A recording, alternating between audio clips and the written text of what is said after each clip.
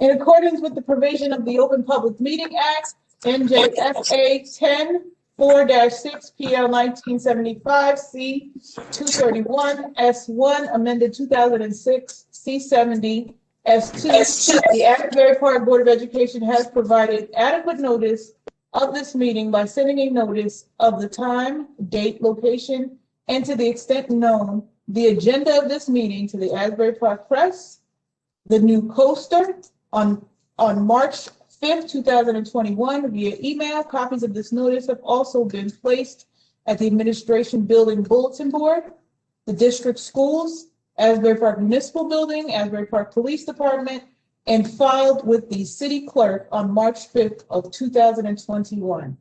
The mission statement of the Asbury Park School District is to provide all students with a comprehensive and progressive education where everyone possesses the skill and character to succeed in a diverse, evolving global society. Roll call, please, Mr. Hastings.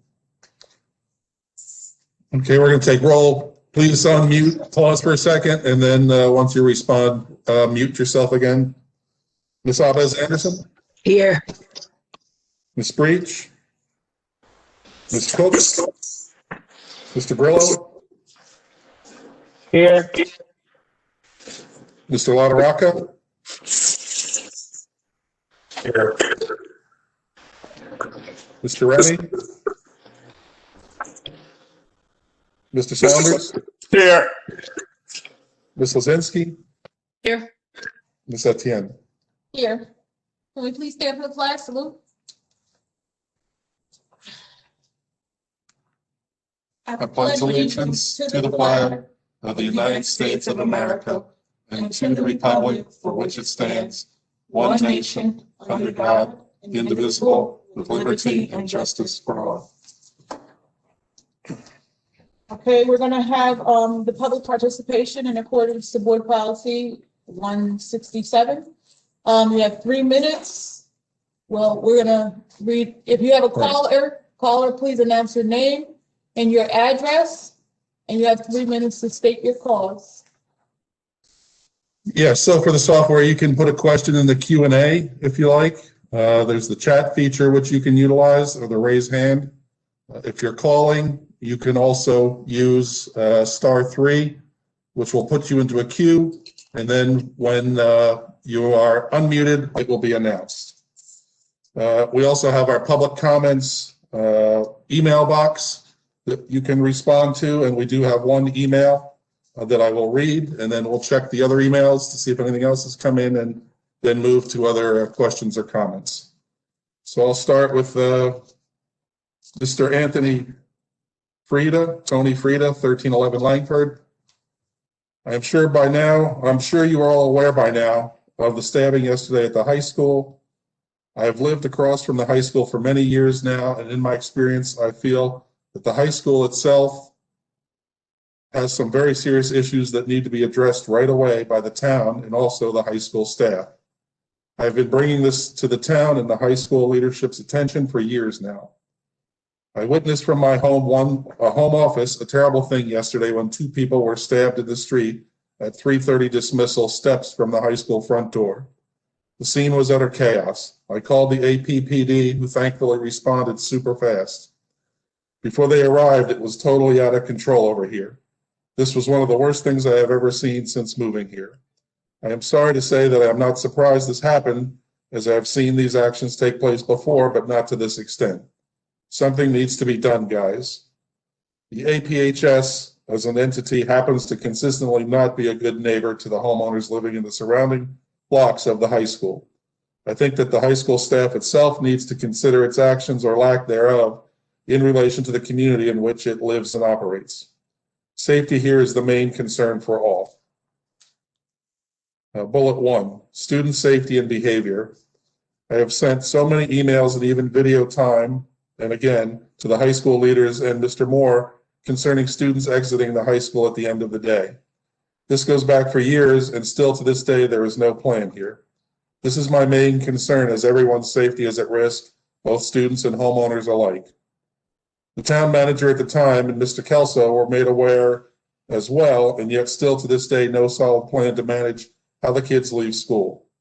When I first moved here, the APTV worked with the school security to monitor dismissal. I even met Mr. Lewis Jordan to go over all this, and he assured me this would be addressed. This monitoring stopped for some reason. I again reached out to Mr. Repollet, who responded to me saying that we are currently developing a plan of action to ensure the residential properties along the dismissal route are protected. As of today, I can see nothing of the sort in place.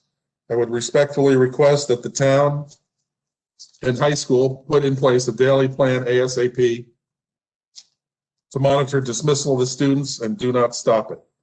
I have documented to the town that my neighbor at 1000 Sunset even had a tree branch thrown through his window by a student.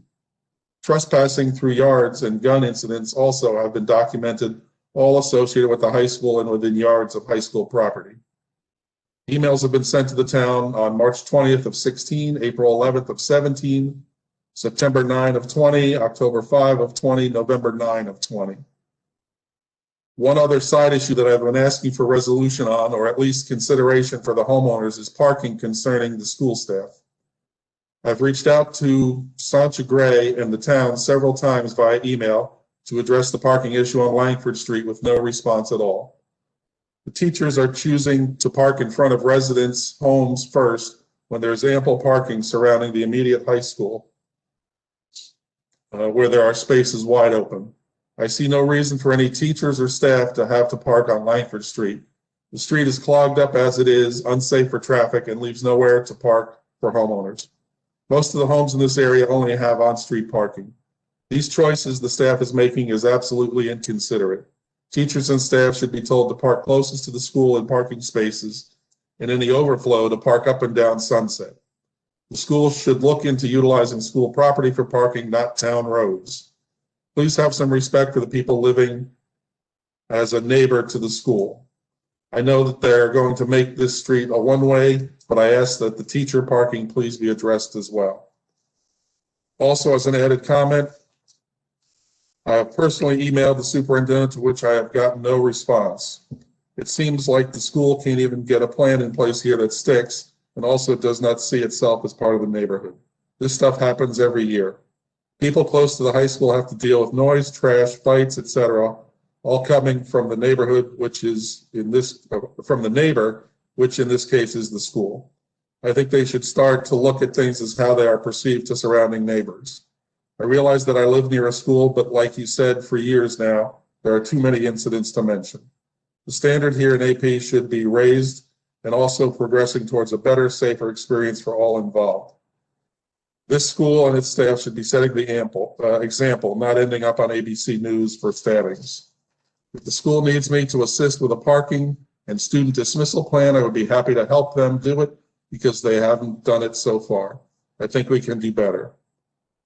I can be reached at a phone number or via email if you have questions, but I hope we can get something situated here and proactively avoid these problems for the long term. Regards, Tony Frida. All right, at this time we have no more emails. Mr. Cancel, do we see any comments or phone callers? None at this time. So in response to the public comment, I had an opportunity to speak with Mr. Frida. And while the incident, very unfortunate incident that occurred that's referenced in the public comment happened, it should be noted that that's an ongoing police matter for which I will not add any additional context to, but we are extremely proud of and continue to provide ample supports for our students. We have had ongoing social and emotional programming for our children within the Asbury Park School District. What we are not able to do is provide those supports outside of the scope of the school space. And for as much as we continue to engage with our school community at large, as well as our parents and caregivers, we still endeavor to ensure that they are provided with a safe, nurturing, and loving environment. The unfortunate incident was an anomaly. We continue to make sure that we have a presence in and around our school buildings. And I want that to be noted that while there are incidents that may occur within our community, we remain vigilant and attentive to the needs of our students. That is not a typical characterization of the children that attend the Asbury Park School District. Okay. You have no other comments? Are there any other comments? So the public participation is closed. Closing public participation at 7:17.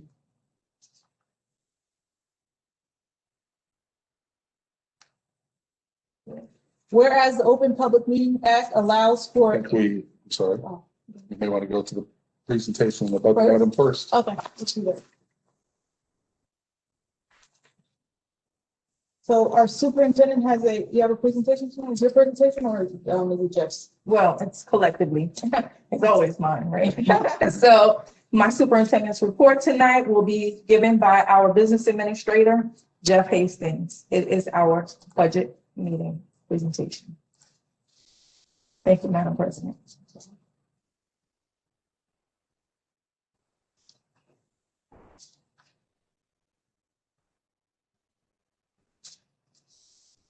Okay, so tonight we have to adopt the tentative budget for next year's school year, the 2022 school year.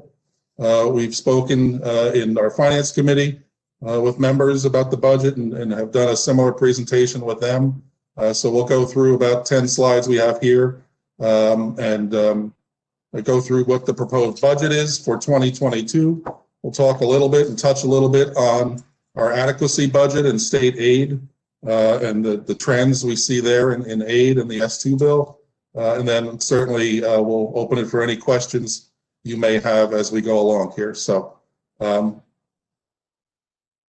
we talk about the 2022 budget, and we talk about it in terms of three components or three buckets. So we have our state aid, which is our first bucket. And as you know, as an Abbott district, state aid used to be about 85% of our budget.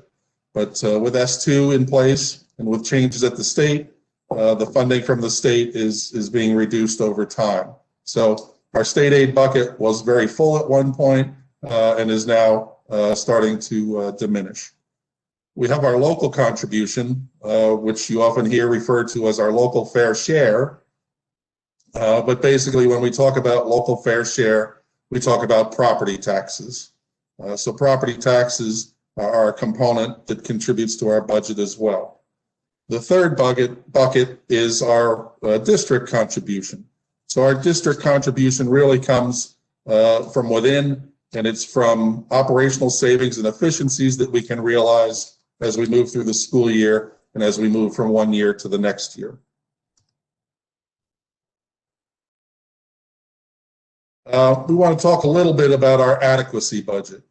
In terms of the adequacy budget, that's the budget that the state uses for Asbury Park and for our enrollment based on a model school.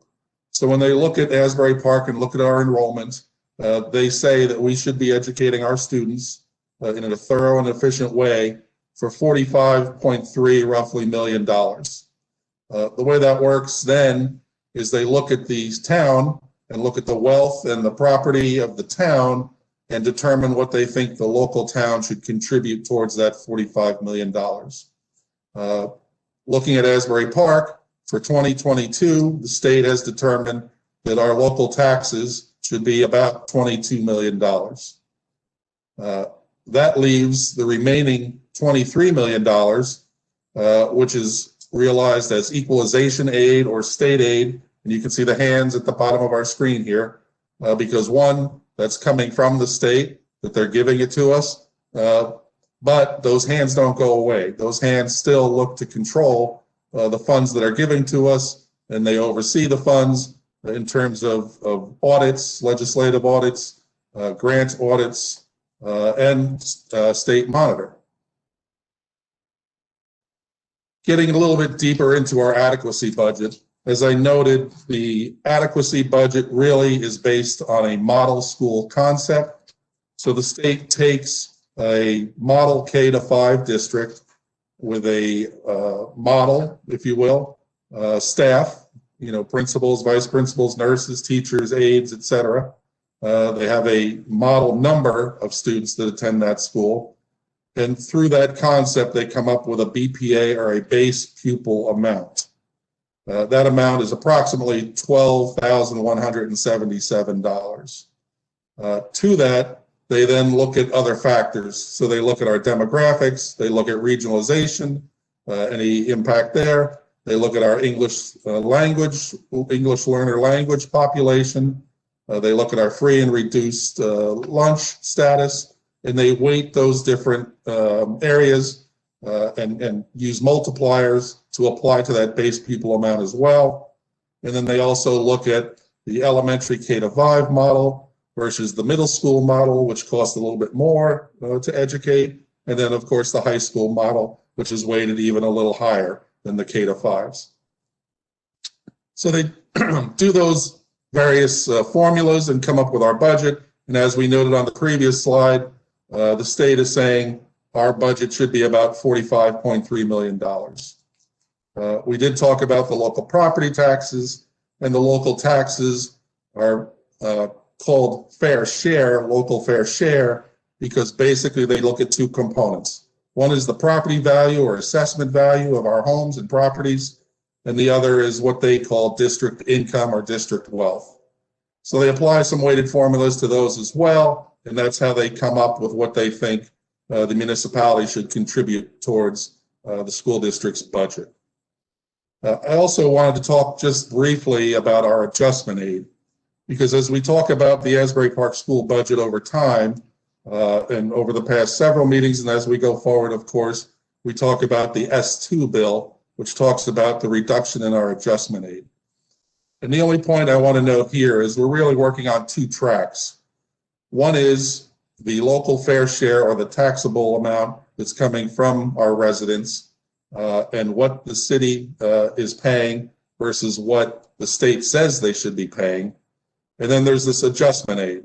The adjustment aid came out of the change in the formula back in 2008, and that's where the state said, we're going to change the school funding formula, and we realized by changing it, we may drastically impact various budgets at various districts. So in order to keep anybody from falling off a cliff, we're going to put in a hold harmless adjustment aid, and that hold harmless amount will mean you don't get any less aid than what you were getting back in the 2008-9 timeframe. That did not go away over time, though. So what the S2 bill did back in 2018 was say, we no longer think that's appropriate, and we're going to start to claw that back. So when we talk about the loss of adjustment aid, that's what we're referring to, which was approximately $24 million, $24.5 million in 2018. And over the next several years, how the state is going to claw that money back. Talking about our state aid and just giving you a little history on the state aid, you can see in around 2018, we started to lose aid. In subsequent years, as you can see there, our losses have increased. We started about $1 million up until our budget now for 2022, which is realizing about $6.7 million in loss year over year in state aid. So looking over those 5 or so years, the district has lost between the S2 bill and the adjustment aid, and then some enrollment adjustments, we've lost about $18.3 million. And as we trend through the rest of the S2 period, it's looking like we may lose up to $28 million through both S2 and enrollment adjustments. And we talked a little bit about our various buckets and our various constituencies that are components of the budget and how it's put together. So we do, as we noted, have the state contribution, and that contribution is declining. And based on the S2 adjustments, our state aid was about $38 million for 2022. We have the local fair share, or the local contribution, aka property taxes, which for the 2022 budget is going to be approximately $12.9 million. And then we have our district's contribution to help make this budget work and help absorb these losses that we see. And that's sort of broken down in some different categories there, as you see. One being, a constant review by administration, by the superintendent of the programs that we're implementing, the effectiveness of those programs, and how we move forward with the funding of various programs. As you're aware, over several years, we've been addressing our students' literacy and math skills, and part of that plan included working hand in hand with HMH to bring in the Read 180 and Math 180 programs, System 44 programs, and some of those others. And at the beginning of that time, we made a significant investment in both materials and software and in training and consultation for our staff and our teachers so that they could effectively use those programs. Over time, we've built our internal capacity. We've been able to sort of create the train the trainer model. So we now have staff members in the district that can assist in training new staff members on the Read at 180 and the Math 180 concepts, as well as help refresh others that may need some assistance as we go through the school year. And the savings we've realized over the course of a couple of years is about $1.1 million. As we've gone through these sort of bridge years of COVID, where we had the second half of the 20 school year and now the first half of the 21 school year, we've been able to accumulate or not spend or be more efficient with the funding that we do have. So we're able to carry forward about $4 million from 20 and 20 into the 22 budget. So that's helping to offset the losses that we see for 2022. We talk about our staff and the impact that these losses have on our staff members, but that's being addressed really through staff reduction via retirements and through resignations. So while we're not riffing or doing those sorts of drastic actions, we are looking at folks that are retiring or that are deciding to move on to other areas and evaluating their classes and the student population or the duties that those folks were responsible for, and helping to spread those out over the remaining staff. We've done that a lot at central office and at the administrative level, and that savings over time has been about $1.3 million. This year alone, looking at some of the retirements and resignations, just in salaries, we're looking at about $675,000 of additional savings. So those are significant savings that we've been able to make this year, that we've been able to use to help offset this loss of about $6.7 million going into 2022. The other thing that we've talked about at our meetings is our green programs, our ESIPs or energy savings improvement programs, and how we can become more efficient in the district. And for example, we just announced recently the implementation of a solar program on our 4 schools.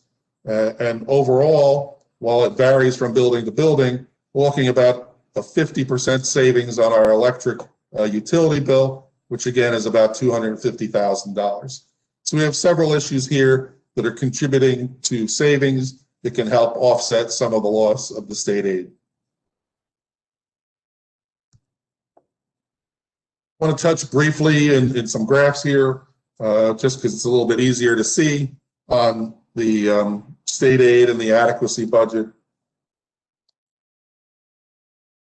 So if you look at this graph, this bar graph, or columns, if you will, we're looking at 2 things. We're looking at our actual budget for 2022, and we're looking at our adequacy, or what the state says we should be utilizing for 2022. So the light blue on the left is what we're actually receiving in state aid, and the dark blue is what the state said we should have gotten. So you can see here we've gotten about $38 million or so of state aid. The state is saying we really should have been in the low 20s. And similarly on the local contribution or the property tax side, what we're receiving is about $12.8 million, and what the state thinks we should be receiving is about 23 million. If you look at state aid over time, this is just an easy concept here, an easy way to see that drastic loss that we've talked about over time. The 18 million so far as of 2022, from about 55 down into the 30s, and that continues to trend downward as we get through the remaining years of S2. If you look at the local tax contribution, the light blue is what the state says the fair share should be. The dark blue is what the actual property tax contribution is. So you can see that the state is expecting a significantly higher contribution from the local residents than what we're currently collecting.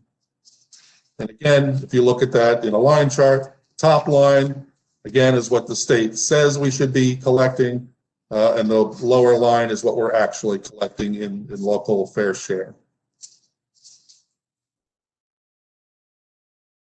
We talk about the municipal tax rate.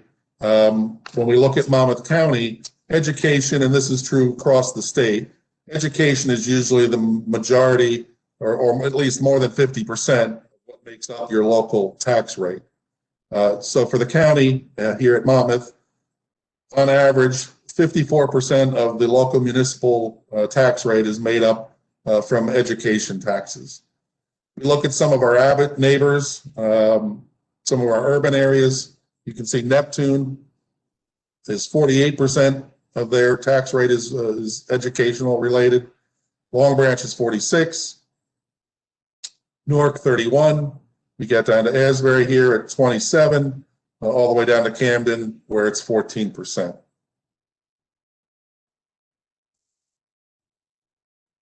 We want to talk about the overall budget for 2022. And as you can see at the bottom, our total budget is going to be about $82.5 million. Of that, we have our three funds, which is our operating budget, which is what we use for our day-to-day activities and expenses. And our operating budget is $57.5 million. Our grants and entitlements are another source of funding, and we use those. It cuts both ways with grants. One of the difficulties with grants is grants are aimed at very specific areas. So when we get Title I, Title II funds, when we get COVID relief funds, that's terrific, and it helps us certainly in addressing those various needs. However, that money is specifically targeted to those areas. So we try to, through staffing and allocation of resources of our staff, to help use those funds so that if someone's working particularly in a Title I area or a Title II area, that we can expense part of their salaries and benefits to those grants. So while it is difficult in that these are targeted relief funds, there is some flexibility for us to shift some of the cost away from the district itself and our operating budget and move it to the grants and entitlements side. And then the third component that goes into the overall budget of the district is our debt. And right now we don't have any debt, so you can see that's zero. When we talk about the operating budget, which is the $57.5 million for 2022, you might ask, where is that going? That's a lot of money. Where do we spend all that money?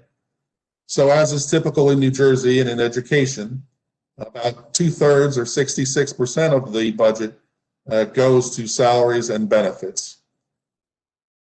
The next largest chunk for Asbury Park is our charter tuition. So almost 20% of that $57 million, or around $11 million of 57. So that's 11 million out of our 57 goes to charter school tuition. We have our next highest category, which is our out of district, or our special ed placements that are out of district. And that's about $3 million in the 2022 budget. We often talk about utilities and energy savings. And while it's terrific that we're able to put these projects in place, it does represent a rather small portion of our budget. The other area is other. And what goes into other are things like books and supplies and trips and facility improvements and transportation and athletics and those sorts of things. And that's the $5 million that's sort of left out of that 57 that goes into those other areas. And that's about 8% of our budget. When we look at the tax impact of our budget on the municipality, on our taxpayers, we have a chart here that we have various assessed values. We have the proposed rate for 2022, and this gives us an idea of what those increases are going to look like for 2022. So if you look at the average assessment, and again, we're looking at assessments, we're not looking at retail values or what you would sell your home for. We're looking at what the town is assessing you at. The average assessment in town is about $407,500. So for 2022, we're looking at about an educational component of the tax of $2,600, which is an increase of about $323 or $26 a month.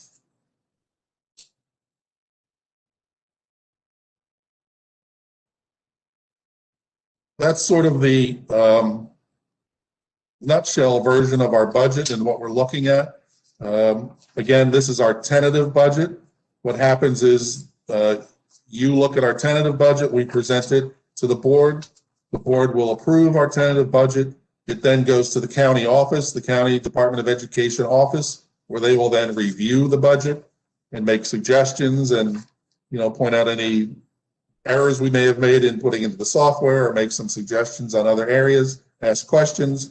And then as you see here, we have two things going on here. One is we'll have our final budget hearing, our public hearing for the 2022 school budget on Thursday, April 29th.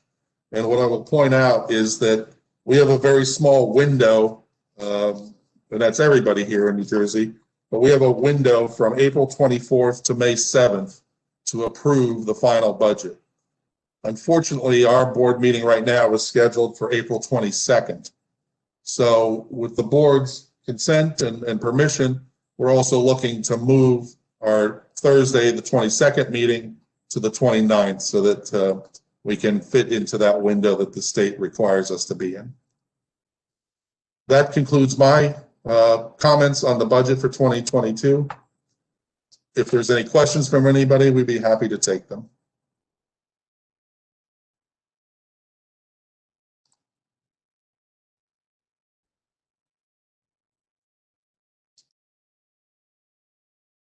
Jeff, just in terms of process, when is that exhibit available that we make public every year with regard to the budget? It'll include the cost per student as well as the various amounts of accounts. Right. So I think what you're referring to is the user-friendly budget. That becomes available once the county approves. Right now, we're talking about a tentative budget. So if I were to run the user-friendly budget through the software, I can't do it right now because we haven't submitted it to the county, and it just doesn't work that way. Once we get approval, we then have, I believe it's 3 days to then run that and post it up onto the website and to make it available for the public. I think between now and then, we're happy to answer questions from anybody, whether it's the board or the public. This presentation will be available to anybody who would like to see it. Again, it's based on our tentative budget, so it's sort of draft, if you will, but it is available. And of course, the superintendent, myself, and Ms. Brown are available to anybody who may have questions if, you know, they want to submit an email or call us, you know, whatever the case may be, or work through the board members themselves. Jeff, it's Joe Grillo. Is this already up on the website? No, this is not up because it's not been approved. This is just our tentative budget, and the board hasn't even approved our tentative yet. So right now, the board will be approving the tentative budget so that we can then submit it to the county for county review. Okay. Even the tentative budget, we can't We can't have it up there, right? Right, we're still waiting for the county to then look at it and approve it, or in rare cases, not approve it, but, usually what happens is they look at it, they look at the supporting documents that we provide, and they, talk to us about moving things around within the software and put it in column B instead of column A kind of stuff, as well as looking at, what progress are we making on taxes? Is the district moving forward with trying to get to that adequacy balance they talk about? We submit a number of documents that talk about those sorts of things, and the county will certainly come back to us and, question why we're increasing taxes by X or Y, and whether they consider that enough or not enough.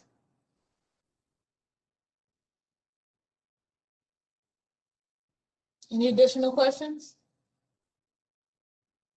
Okay. So I just want to thank Jeff Hastings, Ivy Brown, and the entire business department for their work around making sure that this was done in a timely manner.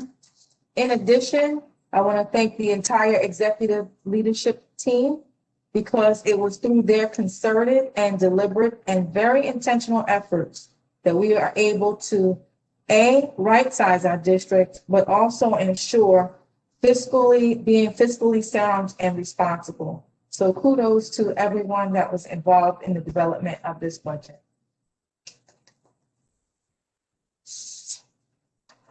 So, Madam President. At this time, I would like a motion. Can I have a quick question?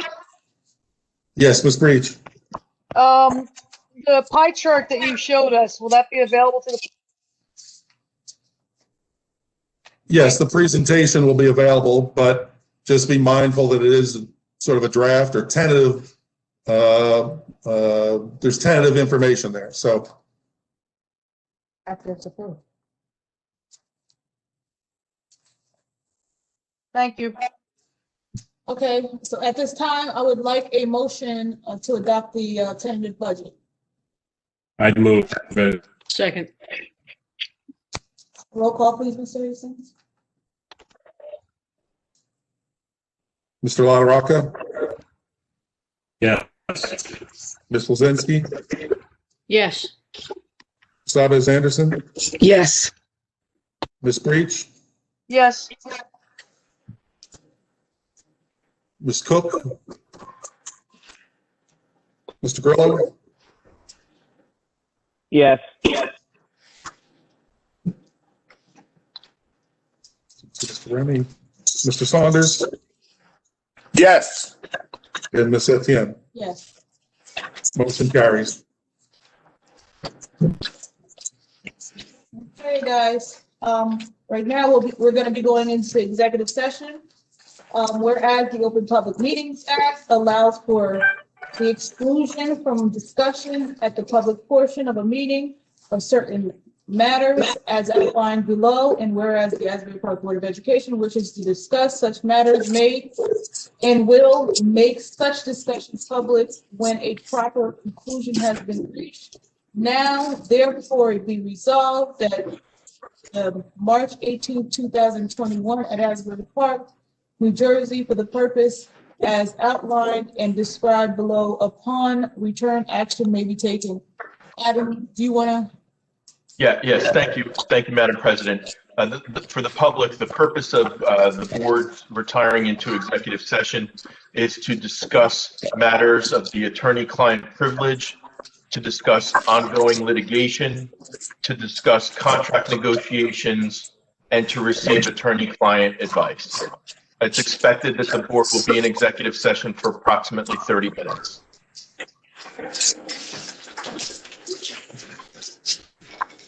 So we all have the, We need a motion. Action, will the action be taken, Adam, or no? Action will not be taken during executive session. Actually, let me state it this way. Action may be taken. so may I have a motion to go into executive session, please? Move it. Second.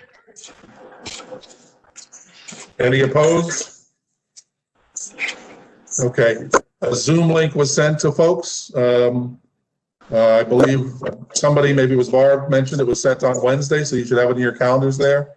We're going to retire to that Zoom meeting to meet with the attorney. And Mr. Hastings, for the public, are we going to be returning to this WebEx meeting after executive session? You have to return to. Well, if you most mentioned we may take action. Yeah, understood. Okay. Thank you. Okay, very good. We're going to mute, and I'm going to stop my video. So we're going to move on to the Zoom. Okay, you guys, I think we have a quorum. We're trying to wait for Kenneth, but all we're doing is closing the meeting out. So I'd like a motion. Motion to close the meeting. Second. Anybody opposed? Anybody opposed? Very good. Stay well, everybody. I see you later.